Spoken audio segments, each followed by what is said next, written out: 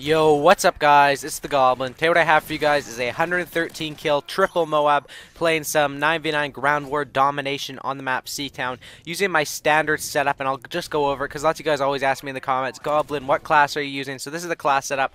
I'm using the P90 with the silencer and the rapid fire. My perks are scavenger, hardline, and steady aim, and then my specialist unlocks are sleight of hand, quick draw, and assassin. Just let me go over why I'm using that first. But first off, I just want to point off this first MOAB is 107 seconds. So you guys might want to pay attention to this. I just go absolutely ham sauce, balls deep in their spawn and just destroy them. Yeah, so hopefully you guys will enjoy that. So why I use the certain perks that I do. So obviously scavenger, because I want to start off with a full clip of whatever 300 and something ammo. You know, if you start off with, what do you get, 90, 120 bullets with the regular gun, you don't want to have that. You want to have your 300 bullets with scavenger, and then you're able to, you know, not worry about running out of ammo, not worry about being able to pick up scavenger packs if you're killing enemies from a long distance or something like that. Then I use hardline just so I can unlock my specialist bonus, unlock my specialist perks a lot quicker. And then steady aim pro is usually in 6v6, as I've said this many times before. In 6v6 it's more of a sound, you know, game mode. I'll use sit rep pro, I'll use dead silence, but in ground war I'll tend to run either stalker pro on the assault rifles or steady aim pro on the submachine gun, so that's why. Then specialist unlocks sleight of hand. Obviously the clip size isn't the biggest on the P90 with silencer and rapid fire, so that's why I use sleight of hand. Quick draw just so I can throw my stuns out, you know, get those assists. And this is something that I don't think you guys probably know, but if you throw out your flashbangs and your stuns, you can get assists for those, which help you get your specialist perks up easily. So say you throw like a flashbang into a pile of 4 people and they all get picked off, that's 2 kills right there towards your specialist bonus, and those just help you out so much. So that's why I use quick draw mainly for throwing my grenades faster. And then assassin, just in case, you know, sometimes I run into people on this map who are sitting in the very back of the map with like a KSG and a motion sensor, and those are guys that you got to watch out for, and those are guys that, you know, having assassin will save you from, and that's why I like to run assassin just as my, you know, extra cover perk before I unlock the all specialist bonus. Obviously once you get the all specialist bonus, if you guys didn't know this, I'm pretty sure you guys all do, you get all perks and proficiencies except for a few proficiencies. Damage, not sure the other ones you don't get. Obviously you don't get 2 attachments. That's why you want to run 2 attachments, because I have silencer and extended mags, or silencer and rapid fire, sorry, and then I'm unlocking kick when I get the specialist bonus, and just allows me to go extra ham, extra gravy in their spawn, and obviously helps me out a lot. So for Seatown, basically, as you guys can see, they just keep spawning by this well, and my team is doing a good job of holding the spawns. We're all doing a good job. We have A and B, and this is how you like to play this map. You know, we're holding the spawns well, and they just keep spawning around this well. So what I like to do is the first MOAB is around, whatever, 100 seconds, I said. Second one is around 2 minutes, and the third one is a bit slower, like 2.5 or just over 2 minutes, not really sure.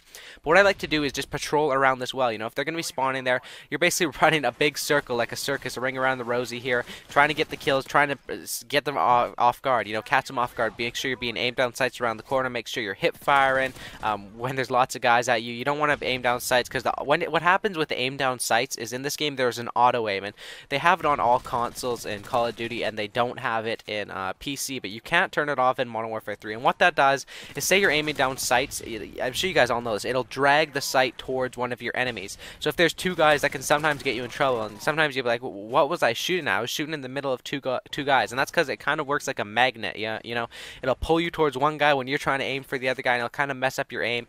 In Black Ops, there was the option to turn that off. I wouldn't recommend turning it off. You know, when you turn auto aim off, it's all your gun skill, and that's how it works on PC. But with PC, it's a lot easier to aim with the mouse and the keyboard than it is on Xbox or PS3. So that's why the auto aim works. So that's why hipfire can be useful, and you'll see lots of these good players hipfiring when they're up in their spawn against like 2 or 3 enemies, and that is just to prevent the auto aim from taking control of them, as I do, like right there. You know, got to hip fire him, and the hip fire is definitely deadly on the submachine guns. If you're using the assault rifles, I wouldn't recommend hip firing, but on a submachine gun, you definitely have enough time to hip fire and be able to pick up those kills quite easily.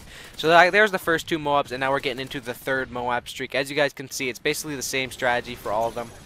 All you got to watch out for is guys with shotguns. Obviously the panic knife, and the knife is huge, and I don't really know, the knife is the one thing that really bugs me in Call of Duty. You know, when I get knifed off a street coming up the stairs on Arcade, or I get knifed in a random spot in the middle of the map, and when people run out and just knife me, that's what I hate about Call of Duty. That's what gets me mad, is that knife.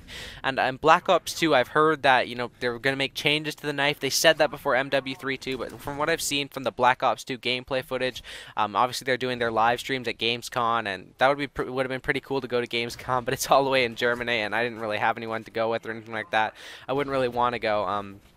to Gamescom for the week or whatever. But I've been watching the live streams, and it looks like it's going to be a one-shot knife again. The thing that does look promising, though, if you guys know in World at War how the knife just swiped across, it kind of looks like that in Black Ops 2. It doesn't look like it's going to have the lunge like Infinity Ward puts on it in Modern Warfare 2 and Modern Warfare 3.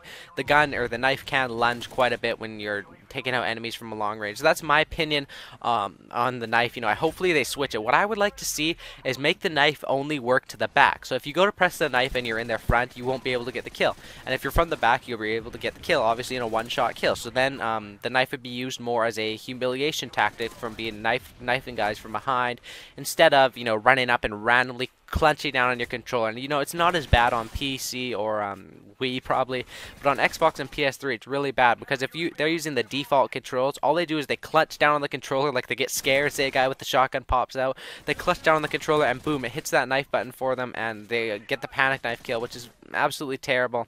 And that's why I use tactical button controls. Obviously I'm able to drop shot a lot quicker with tactical as I do on these two guys right here, whoop whoop, but then I'm using the Scuff gaming controller, which allows me to have the paddles on the back, so you can see me do jump shots, you can see me get knife kills, you can see me do all that good stuff. And I definitely recommend the Scuff gaming control. At first I was a bit skeptical about it, but then eventually I was like, you know, it's definitely something good that will help me, and it helps a lot when you're using shotguns, because you need to, you know, if you get a first hit marker, the shotguns are so inconsistent in this game. If you get a first hit marker with a model or a spaz, you're gonna have to be jumping around, you're gonna have to be doing that. So here I get the triple MOAB, and I'm able to call all 3 MOABs, and I'm thinking I'm around 80 kills. Ended up with 113 kills, which was pretty impressive in my opinion. So if you guys did enjoy this gameplay, I'd really appreciate it if all you guys who have watched the full thing, obviously you guys did enjoy it, can go ahead and leave me a like rating or a thumbs up rating.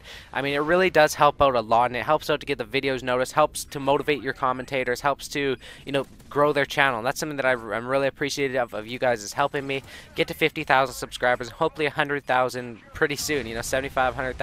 So I appreciate when you guys do hit that like button. It really does mean a lot. You guys may think, oh, 1 like doesn't mean a lot, but to be honest, every like means a lot, and I really do appreciate it. Hopefully you guys did enjoy this video, and as always, subscribe for a cookie. I'm out. Peace.